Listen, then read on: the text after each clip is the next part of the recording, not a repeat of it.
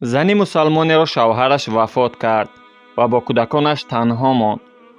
соҳиби хона ӯро аз ҳуҷра пеш кард, чун иҷораи хонаро дода натавонист. зан кӯдакашро гирифта ба кӯча баромад. ҳар тараф рафт, вале макони зист пайдо накард. ҳаво ниҳоят сард буд.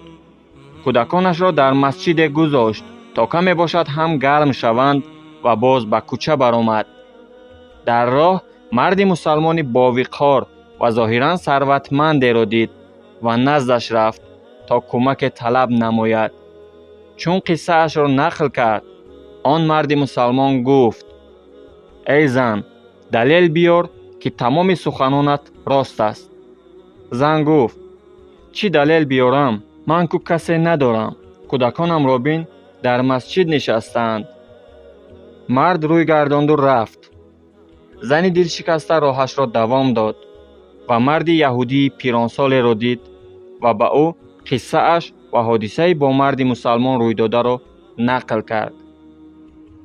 марди яҳудӣ зуд ба тарафи масҷид равона шуд. кӯдакони занро гирифта ба хонааш овард. ба ҳамсараш амр дод, ки таому ҷойи хоб тайёр намояд. шодии зани бечора ва кӯдакони бесаробонро ҳадду канор набуд. ҳамон шаб марди мусалмоне ки ин занро рад кард, хоб дид, ки қиёмат шудааст. паёмбар салаллоҳу алайҳи васаллам умматашро шафоат мекунад. ногоҳ қасреро дид, ки аз ёқуту зумуррат ва дарвозаҳояш аз дуру марҷон буд.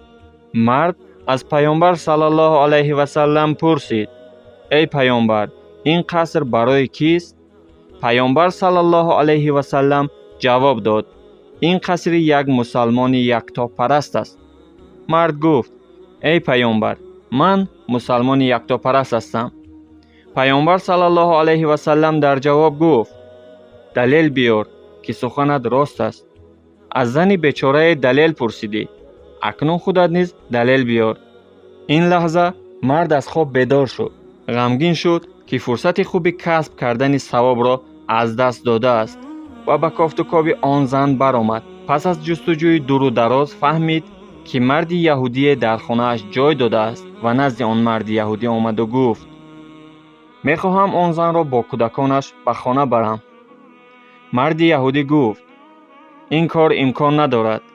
аз баракоти ин зану кӯдаконаш баҳравар шудаам. намехоҳам аз даст диҳам.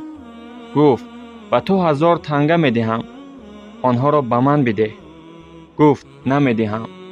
он қасри зарринро оё мехоҳӣ ба 1000 тангаи ночиз бихарӣ? ҳарчанд марди мусалмон исрор кард, яҳудӣ рад кард ва гуфт: он хобе ки ту дидӣ, ман ҳам дидам ва он қасре ки туро ба ҳайрат овард, моли ман аст. шабона пеш аз хоб аз баракоти ин зан ва аз даъвати ӯ ману ҳамсарам ва тамоми оилаам исломро пазируфтем. паёмбар салаллоҳу алайҳи васалламро дар хоб дидам ва ӯ он қасри ҷаннатиро ба ман нишон дод ва гуфт: ба он зану кӯдаконаш некӣ кардӣ. аллоҳ ба ту ин қасрро дар ҷаннат хоҳад дод.